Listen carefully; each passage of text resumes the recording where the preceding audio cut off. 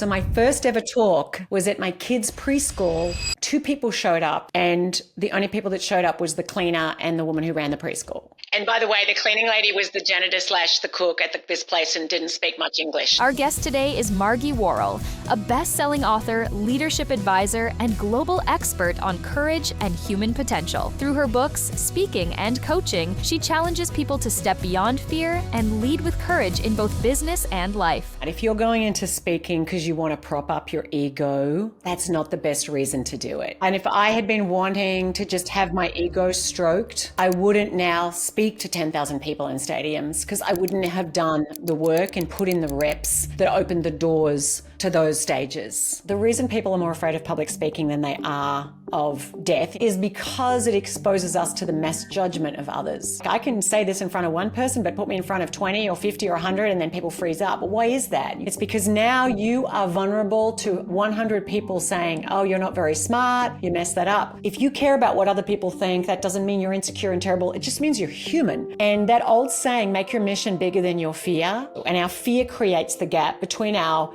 insights and our impact, between our intentions and how much we fulfill on them. Our fear is going to fill all the places that our intention isn't already very anchored in. Welcome back to Beyond the Keynote. I am so excited today to have Margie Warrell joining us all the way from the US, even though I think she's an Australian girl at heart. Margie is a keynote speaker, author, leadership advisor, and courage expert. Welcome, Margie. So great to have you here. It's great to be with you, Carmen. Well, I'm so excited to dive in and really understand all about you and where you came from and how you got to be a global speaker on the world stage, speaking about something that's pretty extraordinary in courage. So I really want to dive into courage as well and what that means to you and what that means to your audiences. But let's go all the way back to the start when Margie was a little girl. And I believe in rural Australia. Let's dive into what was happening. What was your life like? And did you ever imagine that you would be a speaker on the world stage? Well, I mean, the answer to that is a very clear no, because I didn't even know there was such a thing, right? I mean, I literally had no idea. I was in my 30s before I realized that there were people who got paid to speak. Okay. It was very, I'm almost an accidental speaker in that it was definitely not on my vision board ever. But yeah, I grew up on a dairy farm in East Gippsland, Victoria. For those Victorians who actually, head to the southeast of the state, between Lakes Entrance and Meetung, a little place called Nungurna that most people have never heard of, Carmen. So I usually don't even say it. I'm kind of like, do you know Sale? Do you know Bairnsdale? Do you know Lakes Entrance? None of those, but up that way. And my dad milked cows for 50 years. I'm the big sister of 7 kids. I have an older brother. Wow. And growing up, I mean, we were feral. It was just a very simple rural country / bogan / just childhood. There was drought. Dad had to sell all the cows. He, worked his tractor locally to make ends meet. I mean, we never went to a restaurant. We never went on planes on vacations. It was, staying in the Mallacoota caravan park was sort of my childhood. Exciting. You know what? When we used to cross state borders to New South Wales once or twice and South Australia once, Dad would get all of us out of the car and we'd take a photo underneath the sign that said, welcome to New South Wales. Like that was a highlight. I think it's also very Australian to take photos across borders because it takes us so long to get across borders. It's a long drive. I say that to people in America and they honestly look at me because I now live about or it wouldn't be more than 10 kilometers to the White House, right? And so I drive into Washington, D.C. all the time, which is essentially crossing a border, and Maryland, and it's all within a 15-minute drive. So the thought that I would stop and take a photo is, it's a different universe. Yes. So no, I did not imagine myself being a keynote speaker when I was growing up. I did have an interest in my early teens about being a journalist. I used to dream of being Jana Wendt, like a foreign correspondent. So Jana Wendt and anyone who's under the age of 40 is not even going to know who I'm talking about. So look up Yarn Event, 60 Minutes. Do you know who I'm talking about? Absolutely. I do. Okay, I might be a little bit over the age of 40. Don't tell anyone. I went to high school in Bairnsdale, Mangle College, and honestly, I didn't know what I was going to do, but I went off to university and did a business degree. I did marketing, thinking I'd maybe work for a makeup company and get free makeup. Like that seemed exciting. It was like a level up from working as a pharmacist. That is exciting. Like working in a chemist, because I just loved eyeshadow and lipstick. So, I mean, I was just a typical country girl with my permed hair and my 5 shades of eyeshadow through my teenage years, and my moccasins and my magpies. You know, like that was me. And I remember my mum used to say, when I'd say, "Yous, what are yous doing?" She'd say, "Margie, there's no plural on you." And I'm like, no one's going to understand what I'm saying. You know, who so Australian as well. It's not a good habit, is it? Yous. Yeah, what are yous doing? Anyway, you have to exist in the climate, the place you're in. And absolutely. Went to university where I quickly learned that I couldn't say yous and not be marginalized. I was surrounded by private school kids, and I was like, okay, I have to change how I speak. And I was very much a bogan country kid, unsophisticated as all hell, with no money, trying to just exist in a city where there was very little support back in the late 80s. But then I went off traveling, backpacking like a lot of Aussies do. When I graduated, I moved home and worked in a corn factory by day and in the pub by night. I saved up my traveler's checks and then went off backpacking around the world for a year when I was 21. And, you know, met up with some friends in London and around the place. And I think that just expanded my world exponentially again. Moving to Melbourne was a big deal, really big deal when you don't know anyone in a big city and you've not got a lot of support. But traveling around the world expanded it again. And I don't want to spend the whole time talking about my journey to where I am, but I will say that I continually sought out bigger horizons. Like I was always like, what else is there? What else is there? Yeah. You know, what's beyond Nungurna? Oh, I can go to school in Bairnsdale. What's beyond Bairnsdale? Oh, university in Melbourne. What's beyond Melbourne? The world, you know. So I think. Do you remember the first time, that you traveled overseas? Yes, I know exactly the first time I traveled overseas with my friend Kelly. Kelly from Bairnsdale, she's the undertaker in Bairnsdale for anyone who needs an undertaker. Kelly Avich was Kelly Lawton, and Kelly and I got tickets to go to Bali. And of course you did. That's very Australian as well. $729 for 10 days, all breakfast included, and flights, accommodation, everything for $729. The fact that I can tell you the price, amazing. You know. Yeah, because I saved up my $3 an hour working in the takeaway food store. So let's just say all these things were so significant at that moment in time, you know. Yes. So, yeah. Absolutely. Love that. What an amazing upbringing. And so fast forward us to how did it come about that you became an author and started speaking on international stages? There is so many aspects to this story, but I think the thread through all of it was, the thread that kind of started it. I actually moved to Papua New Guinea when I was 26 and I was living there. I just got married, first stint with new husband. I tell you what, if our marriage was going to fail, it was going to fail there because it was kind of a stressful place to be. But it was while I was there, I did a lot of, I would say, the deep inner work that's required for us to thrive in life. And I had massive scarcity mentality around money, which, you know, everything I've shared probably explains a little bit of that. I had an eating disorder. I had bulimia and that flared back up. And I did a 12-step program. I also was in an armed robbery with a gun at my head. And 10 days later, lost my first baby. I was pregnant at 20 weeks. So, and I also found myself the confidant of a lot of people a lot of stuff comes up in stressful places. You know, friends who were cutting themselves, friends who were having affairs with everybody and everybody and anybody. And I found myself often a confidant of people. And I was interested as I did my own work on myself. And I read a lot of books like Wayne Dyer and Scott Peck. And I was like, oh, I think I'd love to be a psychologist. And then I was in the armed robbery. I lost this child and I was like, I'm going back to school to do psychology. And that was the start of this new path.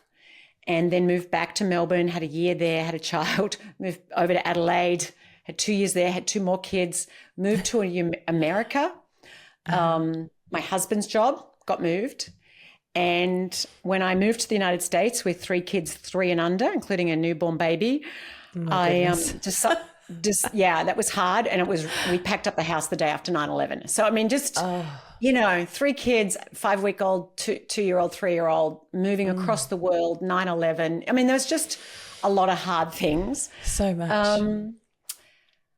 I decided I had a 4th child 18 months later and decided to start a coaching business in Dallas, Texas, where I was living, but I didn't know anyone. And I felt like a fish out of water in Dallas. It was, God bless your heart, God bless your heart. I was like, if someone else blesses my bloody heart, I'm going to stab them in the heart.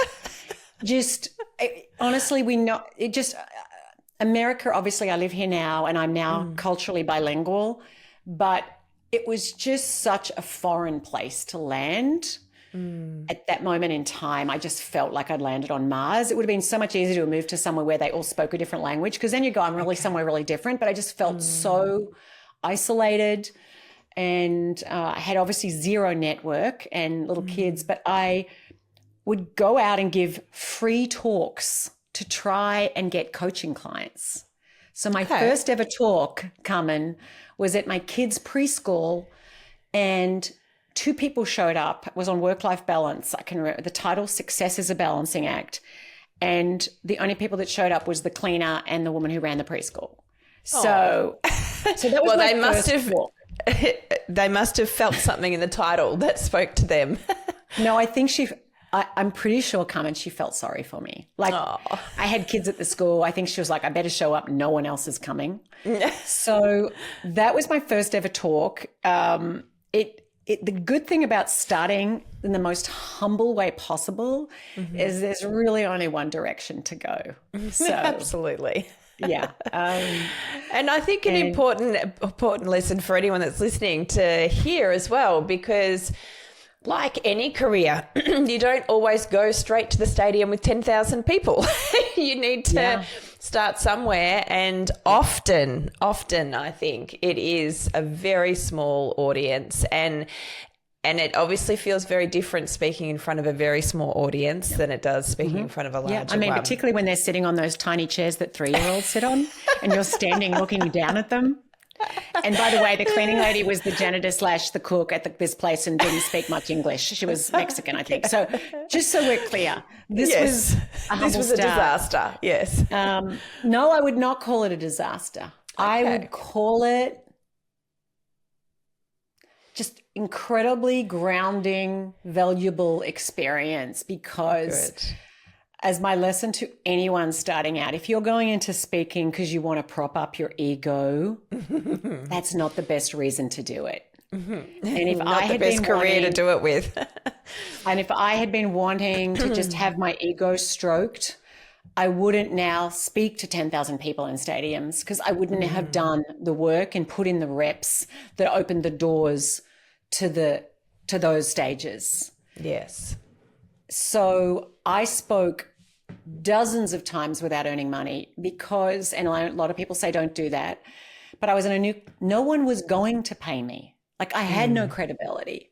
Yeah. And I remember after I spoke at Accenture, my first coaching client, she worked for Accenture, and she said, do you want to come and do a lunch and learn here? It was free.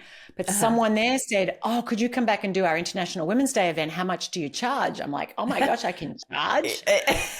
And I would have been like Austin Powers in that movie. I would have said, $200. And I wouldn't have said like that, but I was like, how's $200? And they said, yeah, that's great. And I was like, They said yes really fast. Need to So I make think my that next more time was next time. $500. Yes. But and then I, then then 1,000, and obviously that was a long time ago. But yes. just being really anchored in why I felt genuinely called to help people live more rewarding lives and get out of their own way. And courage wasn't what was I didn't have a strategic plan. I didn't do focus groups. I didn't hire someone that says courage is your thing. It emerged from all of the writing and the thinking, like, what's my thing? And it's not like it's that original, and certainly not these days since it's been so popularized by, say, Brene Brown. But long before anyone had heard of her name, I was talking about it. And because I realized it's the through line of my life is being willing to do the very things I'm afraid to do, that my ego doesn't want me to do, that I have 1,000 self-doubts that are who you think you are, you little farm girl. Yes. And defying the doubt and doing it anyway. That has been such a through line for me in service of something that's more important than my own, ego. Yeah. And so, so that was the start, and it grew from there. And then I moved up to Virginia, where I lived for 6 years. And on landing here, I'd already now by this stage done dozens and dozens and dozens of talks.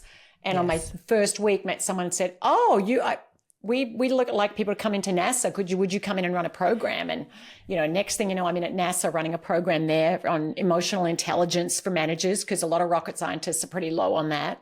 Yes. And then, other big consulting firms and big companies and word of mouth, and it spreads and it spreads and it spreads. And a book came out, and I ended up on the Today Show in New York. And then I ended up back in Melbourne. I moved back there in 2012 for 5.5 years. And that was really hard because things were just taking off in the US, and my kids were all at school at this point. And I had to start over again pretty much in Australia. Like, I had zero base in Australia, even though I'm an Aussie. I mean, I just hadn't lived there much in 17, 18 years. I certainly had never been a speaker there, Yes. or a coach. So I started over again. But I wasn't, of course, starting from nothing. And my US experience, while some people are kind of cynical, Australians are gifted with not falling for every person that touts themselves as an expert. It's like, who the hell do you think you are? Yes, it's a very different market. You have to speak into some pretty deep cynicism, like, don't you think you're good, don't think you're better than us just because you've been in America. Yeah. So, which I knew that, and I come from the roots of, I grew up in deep tall poppy syndrome. Rural so Australia. I'm like, I get it, I promise you. I don't think I'm any better than you. So being very self-deprecating is obviously very important in Australia. Which is not necessarily a good thing, but yes, you're right. No, and then I was there for 5.5 years, and then all of a sudden my husband got moved to Singapore. That wasn't in the plans. I had to start over again in Singapore.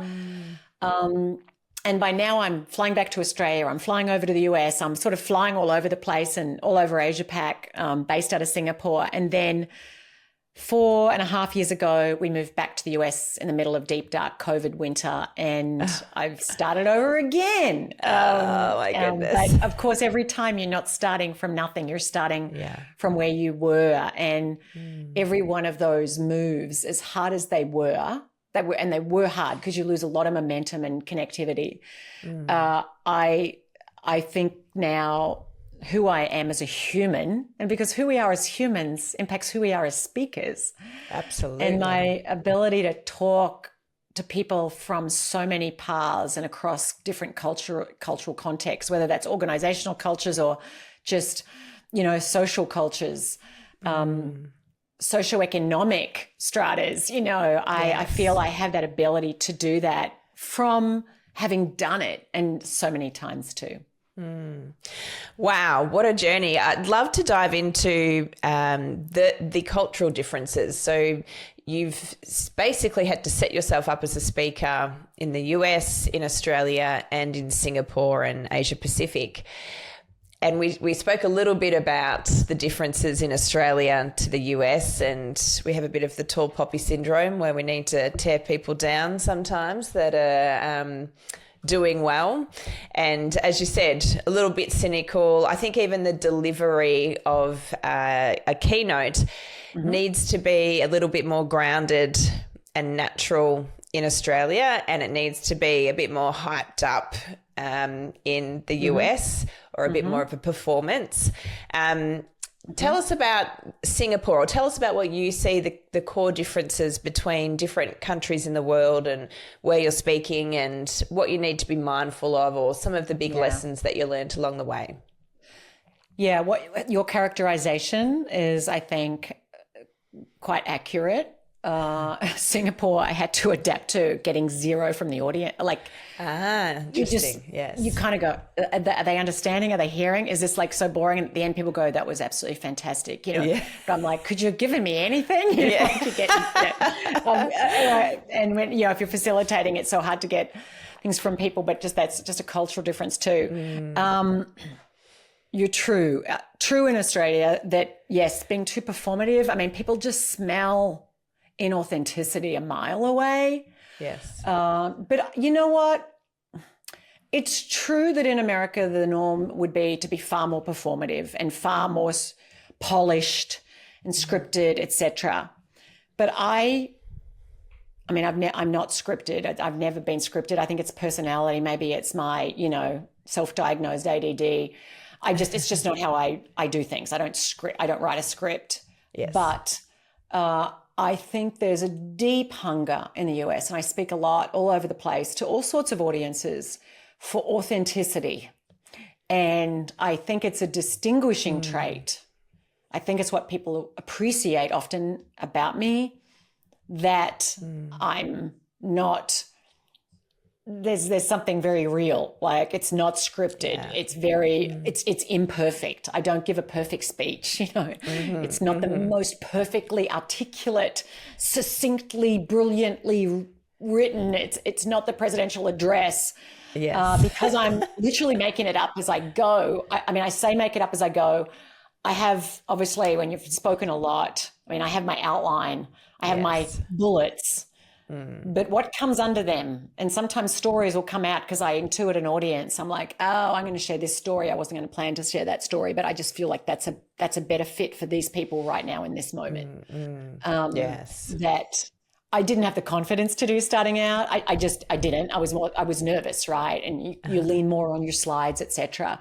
And now I love it when the slides don't work. I'm like, awesome. It's me at my best. I love that. Maybe you should get rid of them altogether, because if it's you at your best without them. Yeah. Well, look, what I've done now, because I do think so. Often I speak in places where they've got 2 screens on each side that are like 7 meters across and 4 meters high. And I'm like, I need to have a slide on it. So I do need it.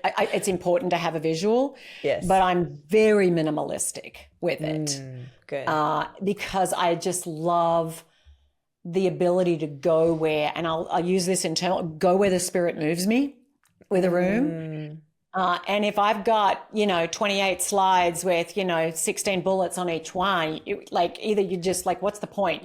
You're so held captive to the slides. Yes. So I know my general direction. I know my, 5 key points or whatever it is. And maybe I've got a graph. Maybe I've got something that's got some data or a model or something. But I'm not held hostage to that.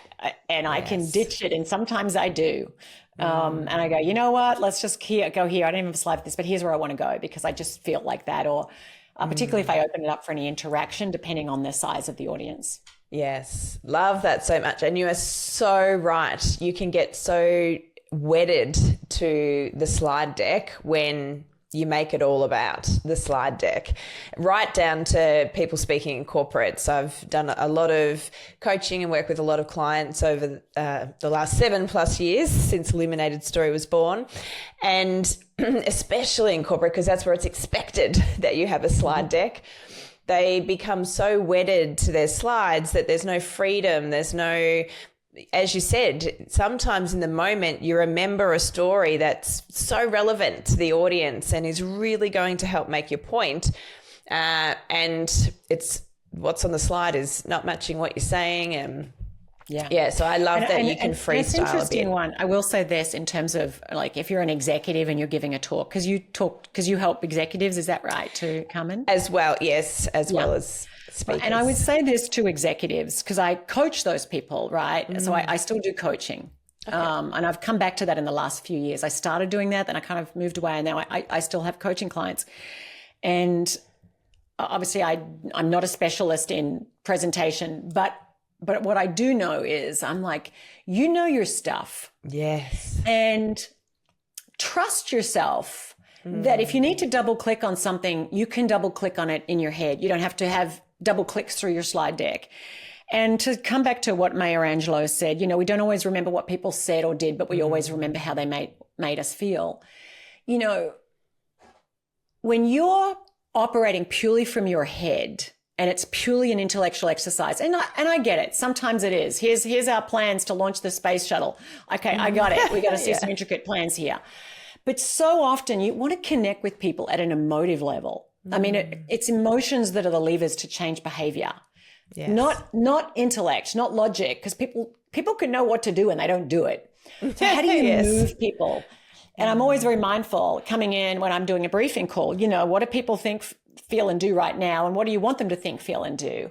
So what's the bridge I'm taking them to? What is it I want them to know? Maybe they don't know. What is it I want them to feel they don't feel? Maybe I want them to be more inspired. I want them to be emboldened. I want them to be embracing of the change. I want them to be curious, whatever.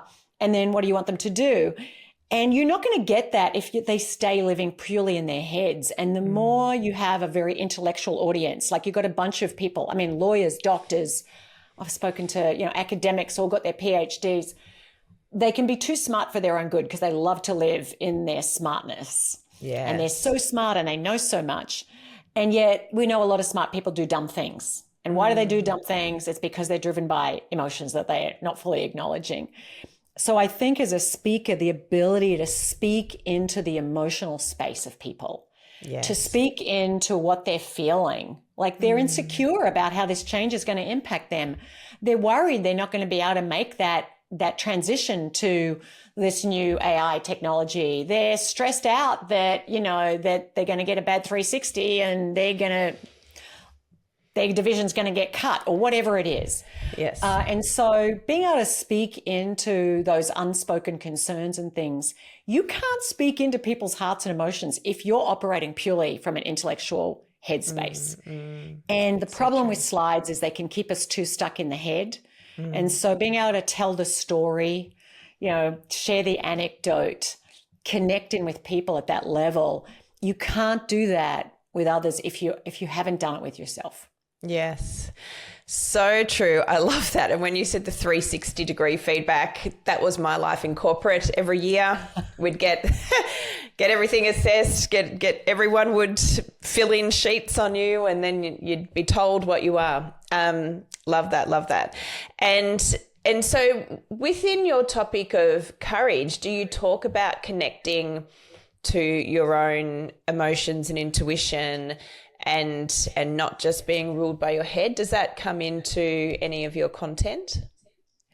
Yes, it does, particularly for leaders.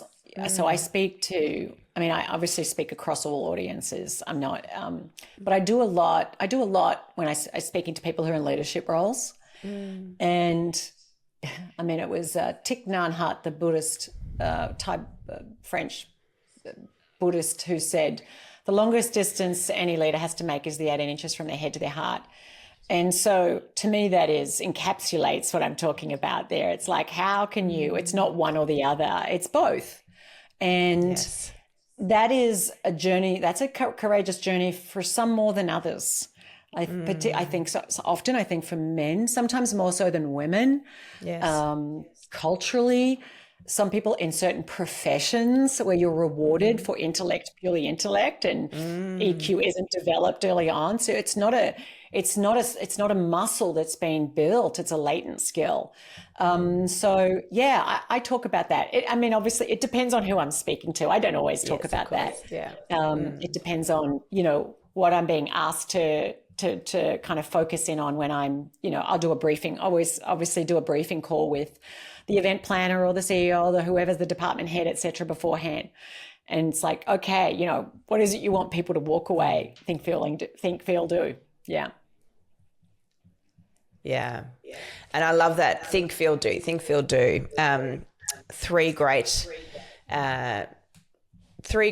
considerations, I think, as the speaker of what you want your audience to be doing. I'm just thinking about courage. So obviously there's a lot of people listening. Speaking's your thing. You love it. It doesn't mean you don't get nervous ever, by the way. I still get nervous when I get up and speak, and I see it as a good thing. It was the same when I was acting. When I was in theatre, I'd get a little bit nervous before a show, and I saw it as a good thing because it would give me that bit more energy to get out on stage and deliver with the presence that you need in large spaces.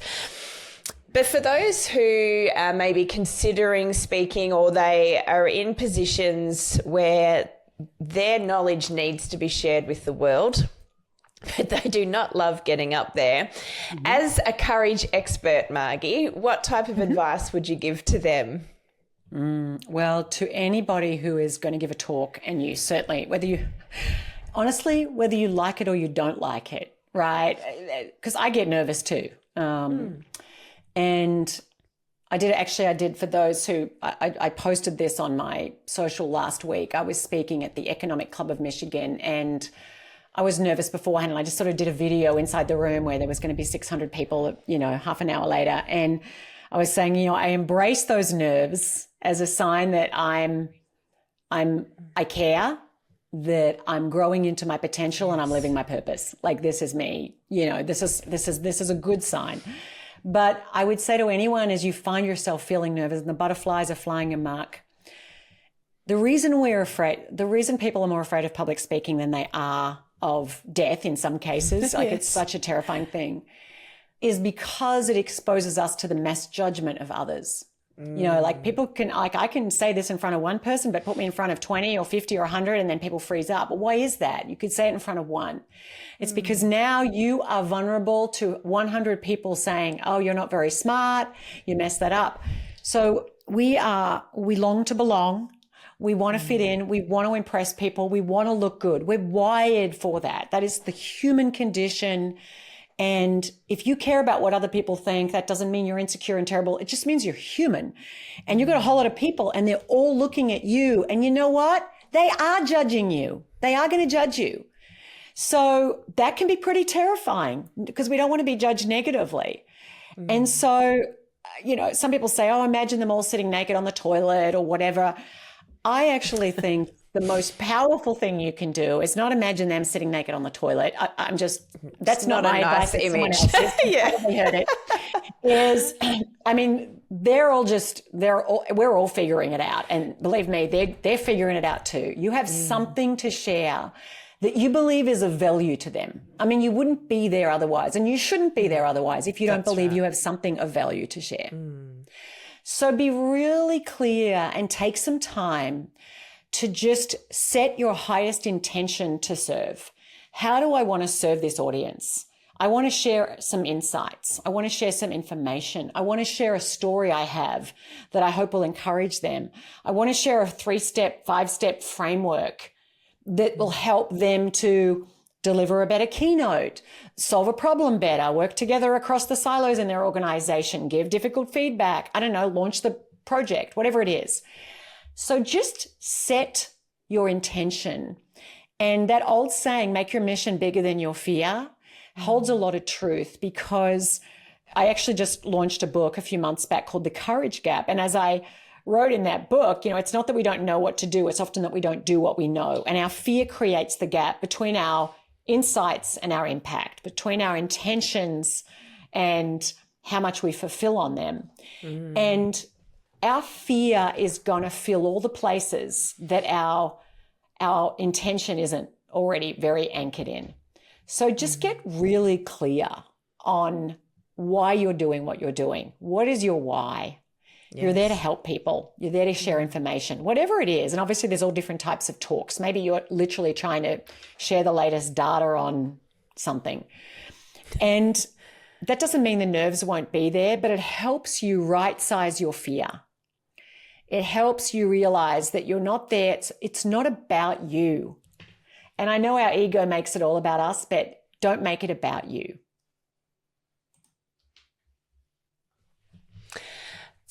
Such fantastic advice. Thank you so much, Margie. I think that'll be very, very helpful for many people listening.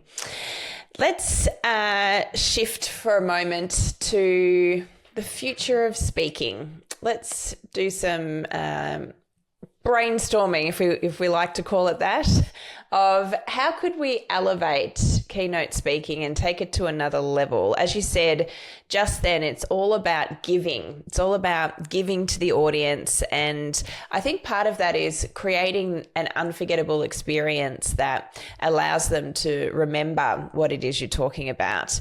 Mm-hmm. And obviously through brilliant storytelling like you've been demonstrating throughout our whole chat together, that makes information very memorable. Have you seen another speaker, or is there anything that you've tried that has elevated the experience for your audience? Yeah, sometimes, I mean, it depends, but I like to get people to do something physical. So depending on what point I'm trying to convey, sometimes it might be getting everyone to stand up on one leg with their arms out and watch what their arms do. And, you know, somewhere between here and here, we get it perfectly right. But most of the time our arms, like, just to demonstrate a point physically. At times over the years, I've got everyone, you know, I mean, again, it depends on the group and the size of the group, the time you have. Yes. A little exercise of, you know, practicing using positive language with your arm out and having a partner push it down, and, you know, notice what happens when you focus on something negative versus positive. Just literally it shifts the strength that you have. I've had people just cross their arms, uncross them, recross them. Notice what your default is. Look how weird it feels when you want to go to something that's not your default. So sometimes there's a physical thing. Another thing that I sometimes do is just get people to stop, close their eyes, take a few big, deep diaphragmatic breaths. Notice how they're feeling, connect into their body, connect into where they're feeling tightness in their body. Like, notice where fear is sitting in your body. Notice what happens when you breathe. So sometimes it's simple. I mean, that can be a 20-second exercise. And sometimes I've made that a 3-minute exercise and do a whole visualization around it. Yeah. I wouldn't necessarily do that with 1,000 execs in a room, but you know, depending on who the group is, depending on, you know, what the objective, the brief is, depending on what I intuitively feel might help this group in that moment. And I have, earlier this year, I spoke to 7,000 people at a conference. And I just decided on the spot to get them all to stand up, close their eyes, put their hand on their heart, and do a little visualization exercise that was not part of what I was planning to do. But I felt so much angst in the room in February this year, so much just anxiety, fear, that I was like, I just feel right now, even though this might come across potentially as woo-woo for some of the people in that audience, I feel like right now this could be a very impactful exercise. And it took a couple of minutes, and I just had to trust my own intuition. Yes. And so yeah, I've definitely done physical things that I think are helpful. And of course, I've seen speakers do cartwheels on stages and stand on their head, of which I don't have the ability to do. I have used props a few times and stood on a chair, you know, every now and again. But I would say I am not the prop queen. That's not my thing.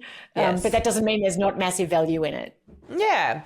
And the main thing, as you said, is it depends on the situation, the audience, what you're trying to get across. I think any tool you use, I call it, and I include PowerPoint in tools, should only be there to add impact to your message and help you get that across to the audience. There's no point in having bells and whistles just for the point of having bells and whistles. I love that. I have seen people who go over so much with bells and whistles that it's distracting to the message. So there's too many bells, like every tech tool that you can use and every prop. And it's like, oh my gosh, it's like, it becomes too much. So I think obviously it depends on who you're talking to, etc. If you're talking to a bunch of, 12-year-olds, maybe all of those things were perfect. But just being mindful who your audience is, I think, is really important with that.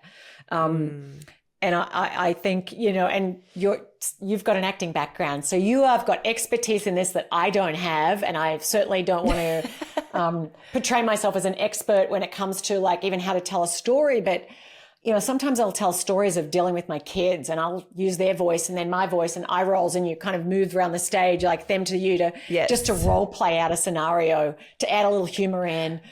And so, I think, how we use our bodies matters on stage. Oh, absolutely. And I love that example because, yes, I have an acting background, and then I spent 18 years in corporate and senior leadership. So I merged the two. And I think sometimes what happens when speakers are on stage, and as you said, they've got something really, really intelligent to share and something that is thought-provoking and should be out on the world stages. They don't realize that when you're up there, you also need to bring out your inner performer. And when I say inner performer, I don't mean being fake. I don't mean being inauthentic. Because if you think about an actor, really good actors are 100% in character when they're performing. And that's why we believe them. That's why such powerful stories are told through film and television and theatre. When you're up there as the keynote speaker, you're playing yourself. So you have to be you. And you doesn't need to be vanilla. So as you said, in everyday life, I don't care how introverted you are or how shy you are, you will do things that will use your body in a certain way, that use your voice in a certain way. It's not just all the same. It's not plain. It's not vanilla. And it's about letting go and letting yourself be all of you up on that stage, not just the presenter that you think you need to be. So love that the eye rolls came in and that the voice came in and that you reenacted how your kids sounded. And because when you think about it, you can be you in a big sporting stadium, yelling and screaming and supporting your team and using a big voice and big gestures. And then you can be you in a quiet environment, maybe a church, and you're having to use a quieter voice and you're having to be quite still with your body movement. That shifting to your, and I know, I'm sure you've shared this with your followers before, but that having that variety, I tend to be you can probably tell, hyena. I'm very passionate and I can be very, but people get exhausted by that, just like they get exhausted by somebody who's marching backwards and forwards on a stage. And so having that variety, and I've never been someone that's subscribed or done well with a formula. As I used to early on in my speaking, I went to a few NSA things. They're like, you go to the front of the stage left, stage right. And I was like, I end up in my head. I'm like, am I in the right? Like, I don't do that. I do move. And maybe some people, I've had people say, oh, you use your arm, you move your arms too much. I'm like, I'm just moving my arms, how my arms move.